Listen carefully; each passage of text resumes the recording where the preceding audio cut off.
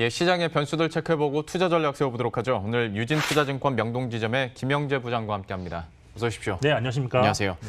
미국 쪽부터 상황들을 한번 살펴보도록 하겠습니다. 여기는 코로나19 확산 속도랄지 심각성도 지금 계속 악화되고 있고 어떤 경제 성장률 전망치에 대해서도 하향 조정되고 있지 않습니까? 피치에서는 마이너스 3%까지 얘기를 하고 있는데 좀 어떻게 가늠하고 계십니까? 일단 미국 상황 같은 경우는 글로벌 상황 지금 그 나라들 중에서 가장 코로나19가 지금 급진적으로 지금 확장세에 지금 진행 중인 그런 나라라 할 수 있겠는데 일단 뭐 전문가들은 수백만 명이 감염될 것이고 그다음에 사망자 수도 10만 명에서 20만 명까지도 가능성이 있다라고 좀 약간 좀 겁을 주는 듯한 그런 느낌도 받았는데 예.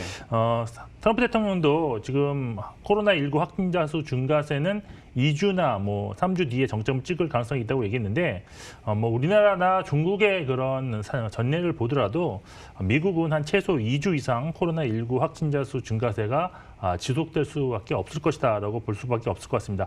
특히 그 최근 미국의 미국이 가장 확산세 증가율이 빠르게 지금 높아지고 있던 점에서 이런 거에 근거한 그 성장률 전망 하락 그리고 기업 실적 전망치도 추가적으로 좀 하락할 수 있는 그런 상황인데 아무래도 그 관련해서 유명 인사들의 어떤 그 경제 전망에 대한 발언이 증시에는 좀 민감하게 반영되고 있다라고 볼 수 있겠습니다. 예. 미국에서 발표되는 경제 지표들도 잠깐 얘기를 해보도록 할 텐데 특히 그 경제 지표 가운데서도 아무래도 실업 쪽 많이 또 주요하게 보고 계시니까 실업 수당 청구 건수가 지난주에 평소 대비했을 때 10배가 늘었지 않습니까? 그리고 이번 주 역시 뭐 만만치 않을 텐데 여기에 따른 시장 영향력은 어느 정도로 봐야겠습니까? 뭐 현재 지금 컨센서스는 350만 명에서 뭐 400만 명까지 지금 그 건수가 지금 나타날 것이다라고 보고 있는데 요걸 좀 퍼센테이지로 보면 지난주 대비로는 6에서 한 22%, 그러니까 한 10%대 중후반 정도까지는 열어놓고 좀 대응을 할 필요가 있다. 여기에 사회적 거리두기가 미국 내에서 한 달간 더 연장이 됐기 때문에 앞으로도 그 실업 청구 건수는 뭐 4월 2일뿐만 아니라 그 이후로도 좀 더 확산될 가능성이 있다라고 볼 수밖에 없습니다.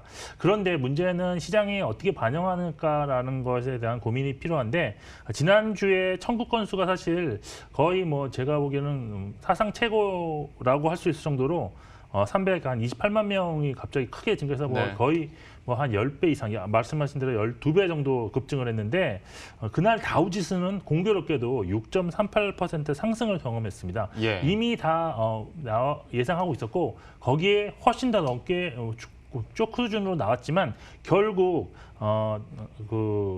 더 이상 그 숫자가 늘어날 수 있다는 것을 항상 인지하고 있었기 때문에 투자자들에게는 오히려 제로 노출로 반영됐을 것으로 보이고 여기에 항상 뭐랄까요 그날 당시는 또 경제 그런 부양책에 대한 그런 기대감이 더 크게 나타났기 때문에 오히려 지금 뭐 예상 수준의 결과 아니면 좀 더 악화되더라도 크게 뭐 시장에서 영향을 받지는 않을 것이라고 전망해 볼 수 있겠습니다. 그러니까 얘기해 주신 것처럼 어느 정도 예상을 했었던 수치이기도 했었고 또 타이밍상 경기 부양책들이 막 적극적으로 나올 때였는데 그러면 그 얘기 나온 김에 미국에서 이제 직접 지원도 발표를 하고 아주 적극적으로 하고 있지 않습니까? 이게 얼마나 금융시장 안정에 도움을 줄 수 있을까에 대해서는 어떻게 판단하십니까? 네, 뭐 사실 금융시장에 대한 영향, 미국이나 우리나라 뭐 똑같은 지금 부양책의 영향을 받고 있다라고 볼 수 있는데 코로나19가 사실 정점이라는 그런 시그널이 확실시 전까지는 뭐 어떤 예측도 가능하다라고 볼 수밖에 없습니다. 따라서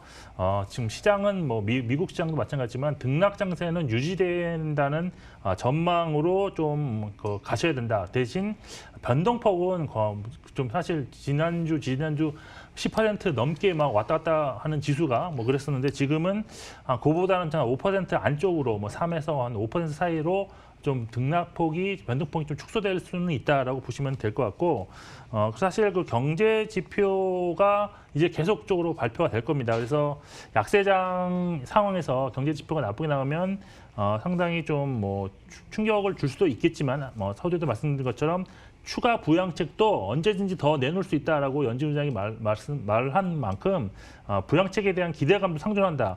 그리고 이제 서베이 방식의 그런 또 지표들도 나옵니다. 그 PMI가 대표적인데 이런 것은 오히려 이제 코로나19가 좀 더 정점을 찍을 수 있다는 기대감이 반영된다면 오히려 향후 전망치는 좋게 나올 수 있어 의외의 좋은 그런 지표도 가능성도 있는 것 같습니다. 그렇지만 뉴욕 증시 향방은 아직까지는 좀 시기적으로 정확한 방향성을 좀 예측하기 어려운 상황이기 때문에 지금 현재 진행 중인 또 유가도 좀 사실 방향성 진단하기 좀 어렵기 때문에 예. 만일 미국 내 에너지 기업에 대한 뭐 큰 또 사건이 날 수도 있기 때문에 아직까지는 좀 안심하기 좀 이르다라고 말씀드릴 수 있겠습니다. 중간에 잠깐 유가가 나왔으니 또 이 질문 드려보도록 하겠습니다. 사실 지난주 같은 경우에는 코로나19나 안 그러면 경기 부양책 이 뉴스들이 워낙 많이 나오다 보니까 상대적으로 국제유가 얘기는 좀 덜 했었는데 주말 지나가면서 아무래도 다시 한번 급락세를 기록했고 장중에 뭐 20달러 선도 깨지고 또 지난 간밤에도 폭락하고 하다 보니 다시 한번 국제유가에 대한 어떤 우려감들이나 전망에 대해서 고민하시는 분들이 많은 것 같고 실제로 원유 선물 투자에 대해서 이제 진지하게 생각하시는 분들도 그만큼 많습니다. 여기에 대해서는 좀 어떻게 전망하십니까? 근데 저도 사실 원유 선물 투자 ETF로 투자하시는 거 상당히 긍정적으로 보고 있는데 이번에 그 이베스트 투자증권에서 새롭게 좀 리포트가 하나 나오고 있는데 참 재미있게 읽었습니다. 그 내용이 뭐냐면 이번에 그 유가가 급락한 원인 중에 일단은 뭐 산유국들의 치킨 게임도 있지만 여기에 이제 코로나19로 전 세계 글로벌 수요 감소가 더해졌기 때문에 더 급락이 나왔다. 근데 만일 여기서 산유국들이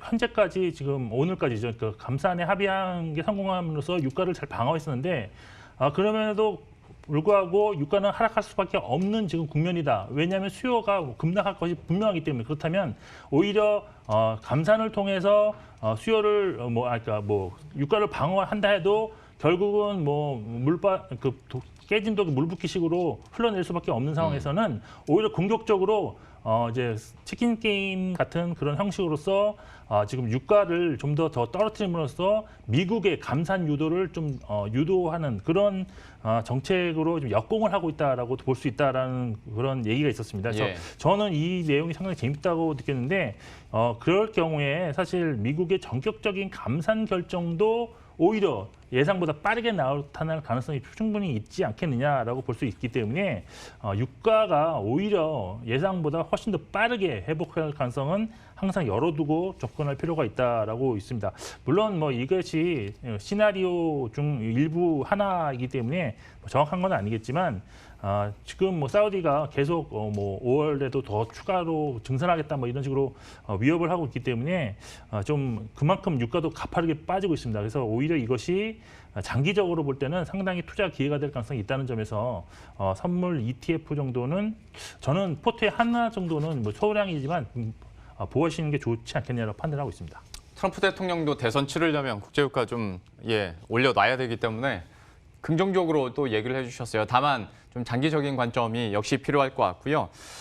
역시 뭐 국제 유가뿐만 아니라 환율 상황도 잠깐만 짚고 넘어가 보도록 할 텐데 글쎄요, 여기는 좀 안정화에 대한 기대감 가져도 되겠습니까? 저는 안정화에 대한 기대감 가져도 된다고 보고 있는데 일단 돌발 악재가 없다고 할 경우에는 지난번 나왔던 뭐 1,296원까지 상승했던 그때처럼 급등하지는 않을 것이다라고 보고 있습니다. 왜 그러냐면 그때 당시에는 사실 안전사는 선호 심리가 너무 팽배해지면서 금도 필요 없다, 이제 달러만 무조건 사자, 뭐 이런 그런 러시가 있었기 때문에 환율이 급등했었다라고 보면 지금은 그때보다도 각국 중앙정부나 이제 정부나 중앙은행들이 지금 신용 경색에 대해서 상당히 안정적인 공격적인 대책을 내놓은 상태이기 때문에 그런 극단적인 안전자산 현상은 나올 가능성은 크지 않다. 물론 돌발 악재, 뭐 정말 예상치도 못했던 어떤 큰 뭐 글로벌 기업이 부도가 난다, 뭐 이런 악재만 없다면 크게 상승하지는 않을 것이라고 보여서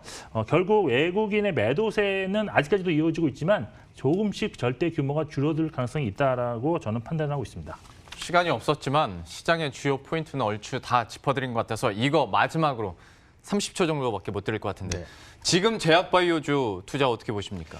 네. 제약바이오주는 저는 사실 지금부터 시작이지 않겠느냐라고 보고 있는데 실적에 대해서 상당히 우려감이 많은 지금 시점입니다. 1분기 실적은 뭐 제조업 다 안 좋을 거라 보이는데 제약바이오는 실적에 상관이 거의 없는 상황입니다. 뭐 기수출 이런 것이 긍정적인데 여기에 외국인이 지금 보시면 알겠지만 쇼커버 가능성이 높지만 최근 들어서 일주간 보시면 제약바이오만 업종으로 사고 있습니다. 이런 점을 볼 때면 쇼커버를 노린다면 대형 바이오주에 좀 투자하시고 재료 보유한 바이오주도 관심을 가질 필요가 있다고 보고 있습니다. 예, 마지막으로 또 제약 바이오주에 대한 투자 의견까지 이렇게 들어봤습니다. 유진투자증권 명동지점의 김영재 부장과 함께했습니다. 고맙습니다.